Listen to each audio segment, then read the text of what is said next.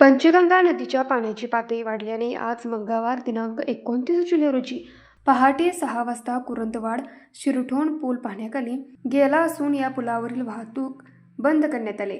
कुरुंदवाड आपत्ती व्यवस्थापन विभागाकडून ही कारवाई करण्यात आली. नागरिकांनी पर्यायी मार्गाचा वापर करण्याचे आवाहन प्रशासनाच्या वतीने करण्यात आले आहे. त्यामुळे कुरुंदवाड इचलकरंजी या दोन शहरांचा संपर्क तुटला आहे. अतिवृष्टीमुळे पंचगंगा नदीच्या पाण्याची पातळी झपाट्याने वाढत असून नदीने धोक्याची पातळी गाठल्याने कुरुंदवाड शिरढोण पुलावरून पाणी वाहते. त्यामुळे या मार्गावरील वाहतूक पूर्णतः बंद करण्यात आली. संभाव्य धोका ओळखून आपत्ती व्यवस्थापन विभागाने वेळीच खबरदारी घेतली आहे. स्थानिक पोलीस प्रशासन यांच्याकडून संबंधित ठिकाणी बंदोबस्त तैनात करण्यात आला.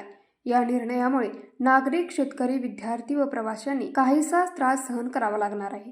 तरी जीवितहानी टाळण्यासाठी हा उपाय महत्त्वाचा ठरणार आहे. प्रशासनाने पर्यायी रस्त्यांचा वापर करून सहकार्य करावे. तसेच पावसाची स्थिती लक्षात घेऊन प्रशासन सतत परिस्थितीवर लक्ष ठेवून आहे.